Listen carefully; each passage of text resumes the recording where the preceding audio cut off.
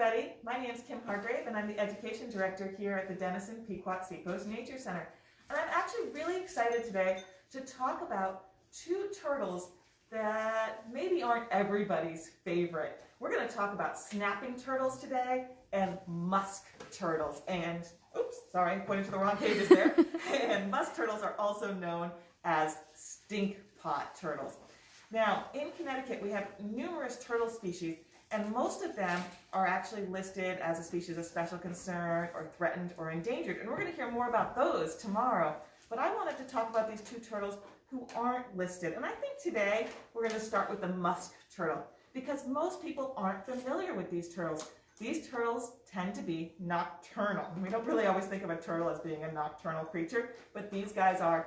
Really, the only time we see them is at this time of year, so springtime, when they need to get out of the water a little bit, bask in the sun to bring their body temperature up, and when they're going to find places to lay their eggs.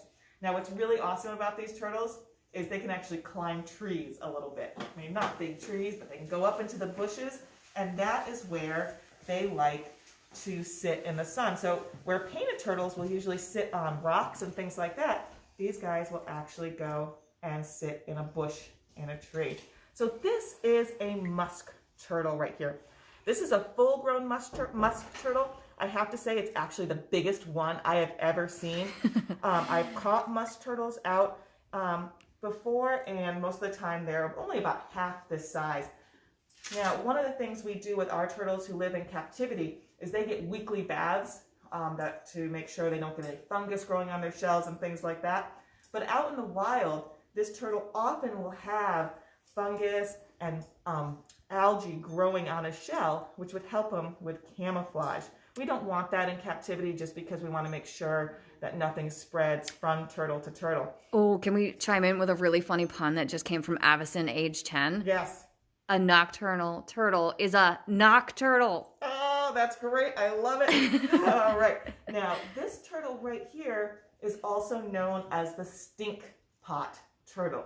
And trust me, even with my mask on, if it starts to musk on me, I will be wrinkling my nose and you will know. All right.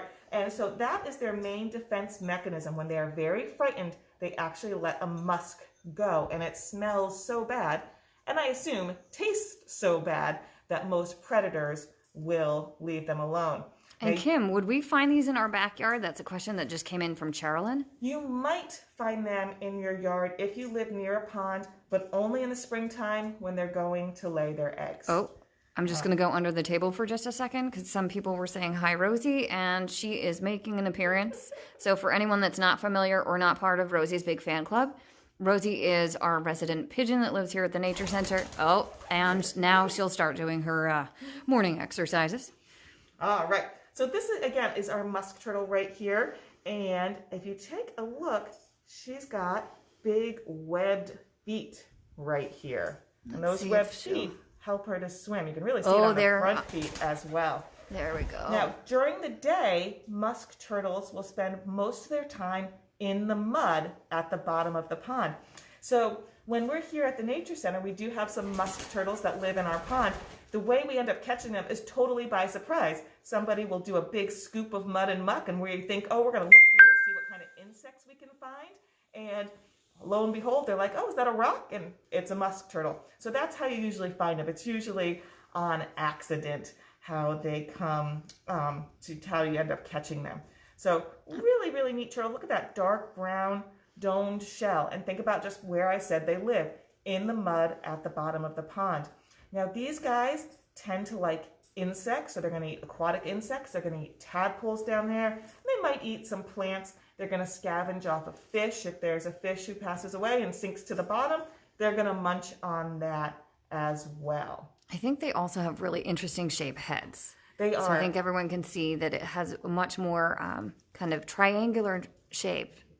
Oh, of course, she's going to go back in. There we go. You can really take a look at her right there. So she does have a sharp beak, so I'm holding her from the back, although she's, definitely trying to move around a little bit, but she's not opening up her beak. She's trying to see, why am I stuck here? Now, if you come when the Nature Center gets to reopen, And you're like, but I've never noticed the musk turtles here. They actually are living with our painted turtles, but they tend to be at the bottom of the tank, and that's because that's where they like to hide. And we have at least 2 on exhibit, right? Though we did discover that this one is by far the larger of the 2. When we took her out this morning, we noticed that she is certainly a well-fed turtle, as we like them all to be.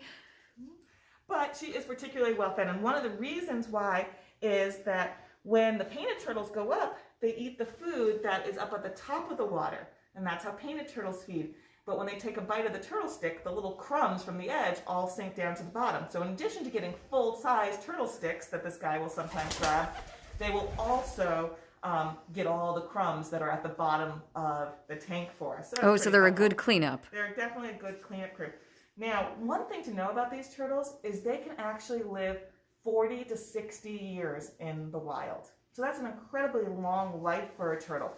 One of the other things that they have that's working towards their advantage right now is that compared to most turtles, they can actually reproduce at a very young age.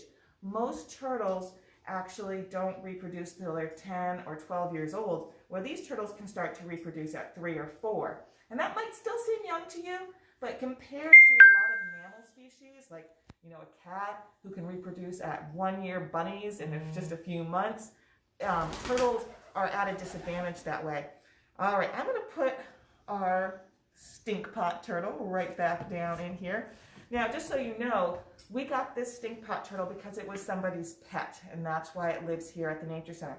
It is really, really important that if you see a turtle out in the wild, absolutely okay to admire it, but then leave it there. Leave it in the pond that you see it in. If it's in your yard laying eggs, keep your dog inside, keep an eye out on it, and it will go back to its pond.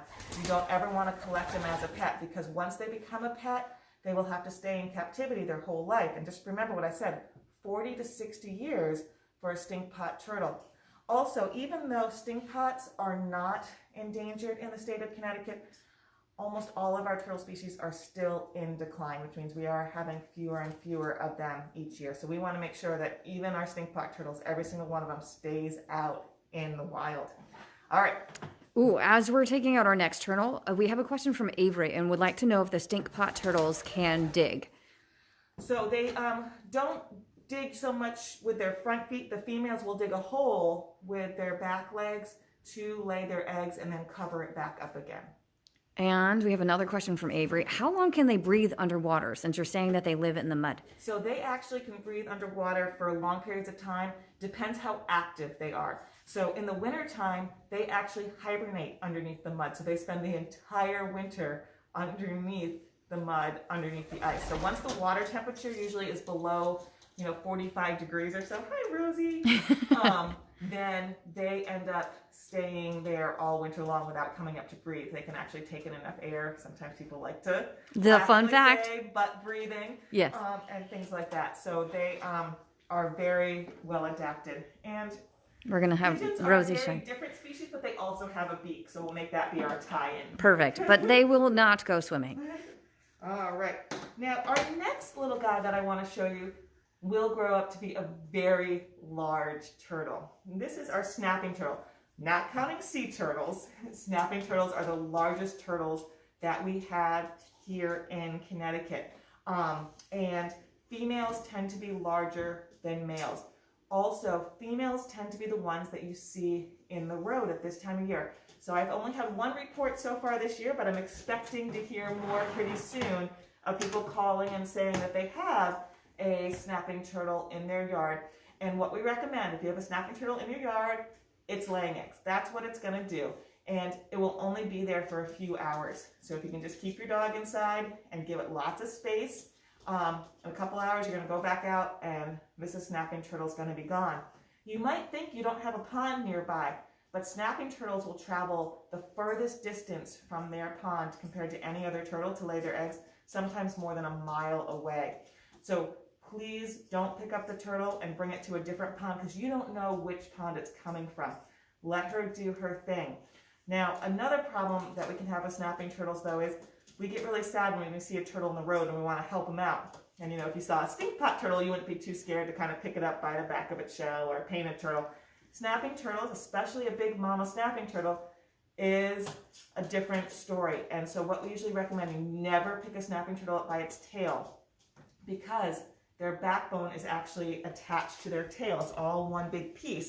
You can see on this little turtle right here, you can see how the backbone goes all the way from the skull, down the neck, down the back, and into the tail. You can actually stretch out their spinal cord and cause damage. So you don't want to do that. I usually recommend, if you have a snapping turtle on the road, to just stop your car and let it do its thing. It usually keeps on moving across the road. Although every now and then they hunker down. And then if you have anybody who has a shovel, I usually pick a big snow shovel to try to get underneath it and then bring it to the side of the road with that shovel, because you do want to avoid picking up snapping turtles. They can bite, and they can, that bite can pack a punch, and it can really hurt your hand and things like that. Now, this snapping turtle right here, though, is a baby. Noah, how big will they get? Because we just had a great question from Novel, who would like to know how big snappers can get. So the biggest female snapping turtle I'd ever seen was in my yard last year, and I think that's the picture that we used to promote that we were going to be doing this today. Yes, because I was so surprised, and actually what ended up happening was my children were outside, and they ran in, "Mom, there's a turtle in the yard," and I was like, "Oh, that's great." They're like, "No, Mom, there's a turtle." And so I went out to check it out, and I was like, whoa. And her shell, I would say, was a solid 18 inches. All right. So, yes, Rosie. And she was a big snapping turtle, and that doesn't include her tail, her head. Snapping turtles have very large heads, and they have very powerful jaws. So if you look right here, you can see the beak on here. They don't have teeth. All right. So no teeth, but a beak. And they take bites out of their food and then swallow those chunks whole. Now, there's a reason why snapping turtles snap, all right?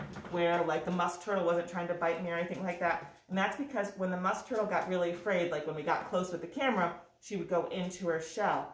Snapping turtles cannot go all the way into their shell. So I'm going to pick up this little guy. This guy is 2 years old. And I'm going to hold him way back here, and I'm going to pay a lot of attention to him and how he's feeling. All right, so he's pretty calm right now. Our snapping turtle is very well fed here at the Nature Center. In addition to getting to eat turtle pellets, he also gets to eat crickets as snacks and treats. Now, a few things that I want you to notice about him. As he stretches out his head, look how long his neck is. A snapping turtle's neck can flip back, and it can go 2/3 of the way down its shell. This is why you should not pick up a snapping turtle the way you'd pick up a painted turtle or a musk turtle or a spotted turtle. All right, so it can flip all the way back down pretty much to where my thumb is. Which is pretty impressive, and especially if you consider a large snapper and what their size is. Someone was saying that they have seen a large snapping turtle, and they don't think that they're exaggerating. They think was 18 to 24 inches for the length of that shell. I totally believe him. After seeing the one that I had last year, and we have 2 snapping turtles who live in our pond here at the Nature Center, Stanley and Jaws, and they both are very large as well. And Amy Hammond was just asking about Stanley and noticed that he didn't come out yesterday. So, Kim, what can you tell us about Stanley? Because I know that you saw both Stanley and Jaws just last week. Yes, they did. And so both of them are out. They both are active.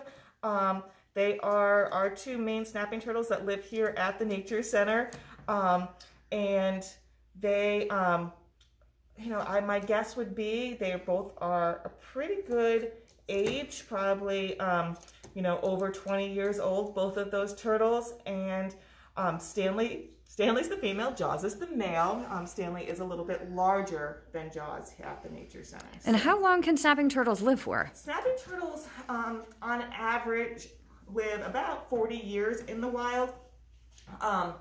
In captivity, they can live a little bit longer, and there have been recorded snapping turtles and individual snapping turtles living over 70 years. So again, these turtles live a really, really long time.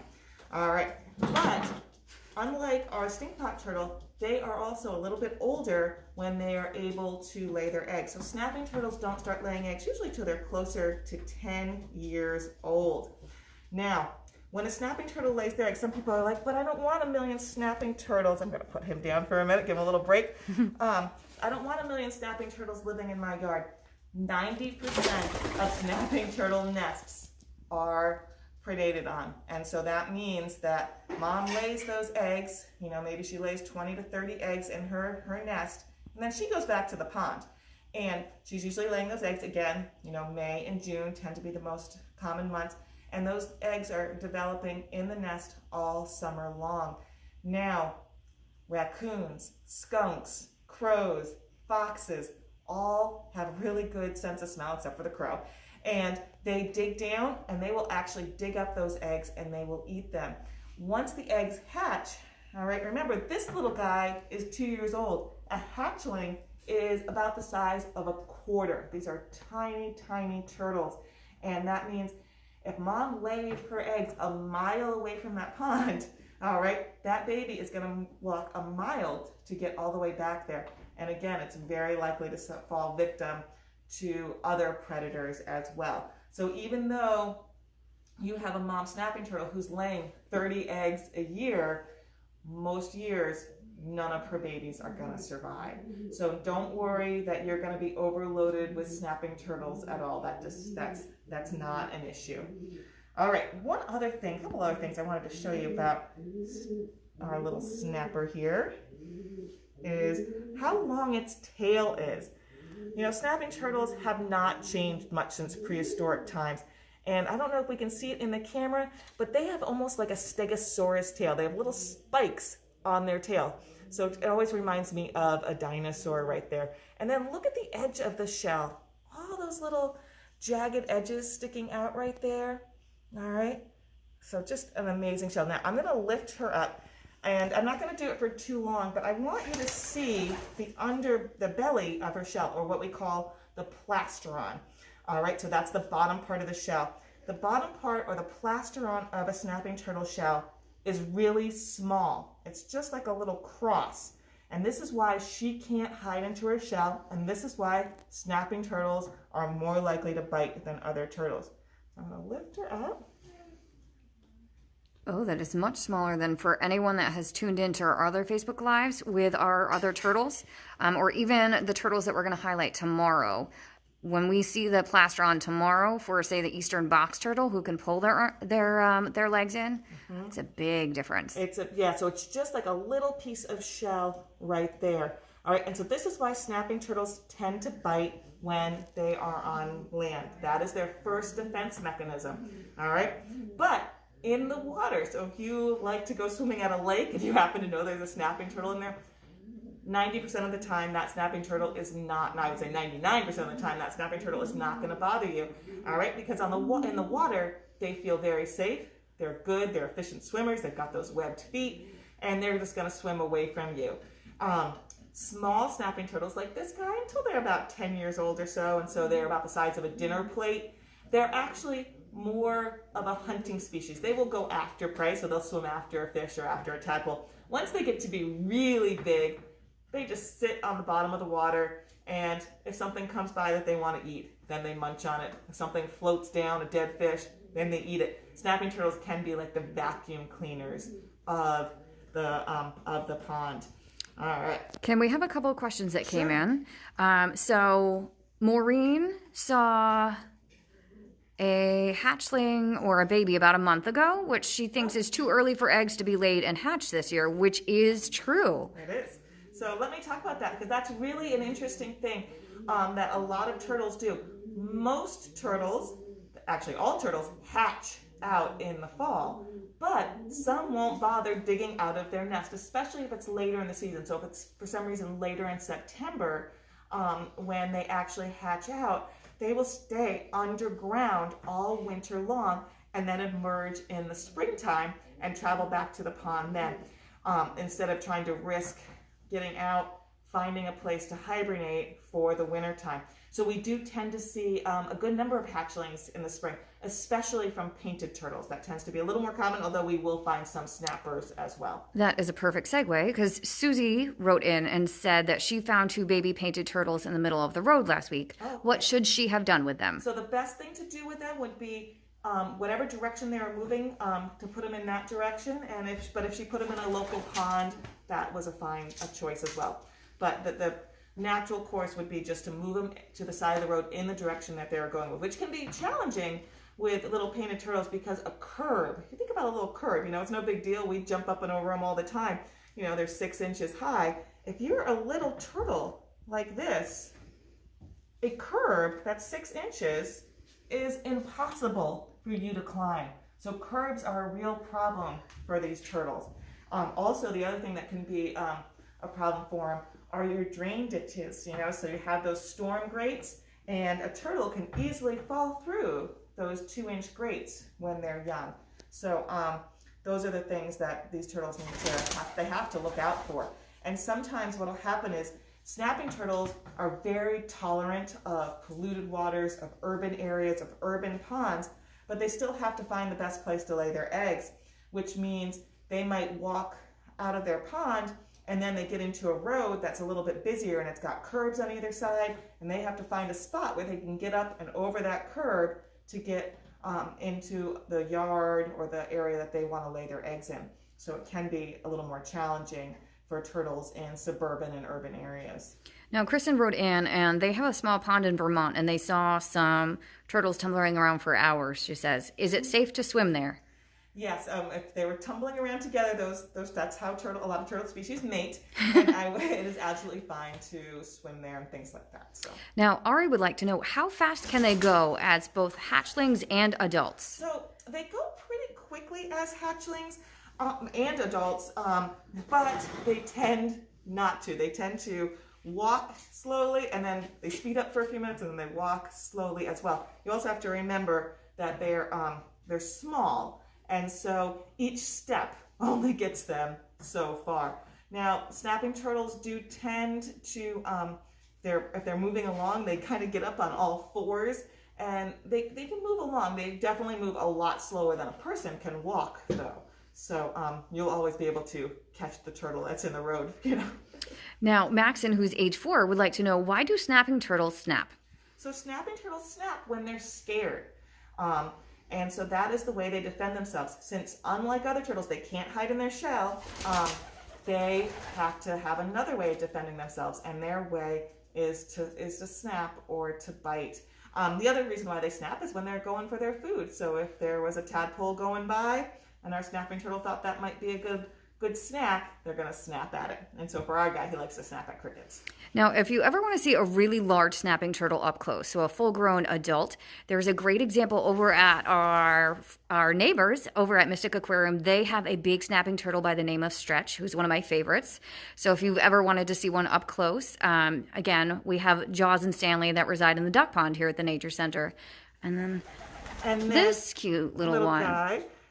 He lives here at the Nature Center, although a lot of people will walk right by him and not even realize he's in there. He's in the last little tank, and he does live by himself because even at this small age, he might try to nibble on our painted turtle's feet.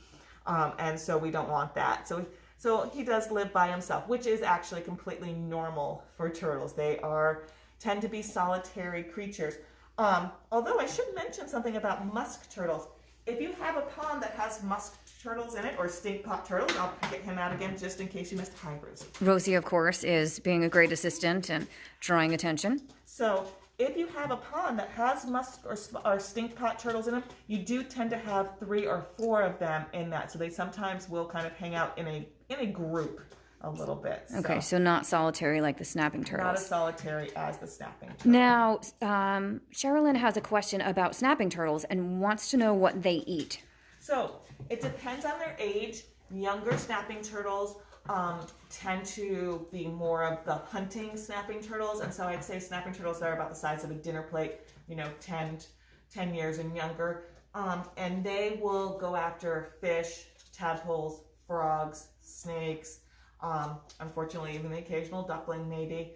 And then they're also scavengers. As they get older, they become more and more of a sedentary hunter, and they just kind of hang out on the bottom. And if something swims by, a fish, a tadpole, or something sinks down, then they will eat it. So a dead fish, something like that, they will also eat. So these guys are actually really important to help in the decomposition process in the pond, because they will eat things that have passed away. So if a frog dies, and they will munch it up. So it's a good thing to have, some snapping turtles around. Well, Alice is very excited. She said thank you for the program, and she's hoping that the snapping turtle returns to her garden soon. It sounds like she has one that comes to nest every year. It is a really fun thing to see. And what you will notice, once a snapping turtle has found a place that she likes to nest, she does tend to return year after year. The problem is it's like a few-hour window, so if you're not home at that point, you might miss it 1 year. But that doesn't mean they're not there. So and I heard that they have a tendency to favor softer ground. So sometimes they might go into fields. I know growing up, we lived near a brackish pond, and they would come into the fields that have been tilled. They much prefer loose, sandy soils. And so that's why a lot of times, unfortunately, they might nest in somebody's, if you have like a sandy driveway or a dirt driveway, they often choose that. And what I found with our snapping turtle is I think she actually nests underneath our deck. The other thing that's really cool is temperature can affect whether these turtles that develop as males or females in the egg. And so cooler temperatures tend to be females, warmer temperatures tend to be males. A great way to remember it that I was taught, it's kind of old school, but it's still fun, is cool dudes, hot chicks. And that's how to remember, again, that the temperature of the nest of if things are a bit cooler, it tends to be the males that then hatch. And if it's a warmer nest, then those tend to be the females. And, average temperatures here in Connecticut, you would get a combination of males and females in a nest. But it depends on the season. Unlike this season is running a little cool, so we'll see what ends up happening. So lots of great turtles. Tomorrow we're going to talk more about some of our turtles and other endangered species, because tomorrow is Endangered Species Day. All right, everyone, thanks for joining us. As Kim said, we are going to be doing our Facebook Live, our special edition tomorrow, which is a Friday, which we don't normally do. That will be at 10 a.m., and we hope to see you then. All right, have a great day.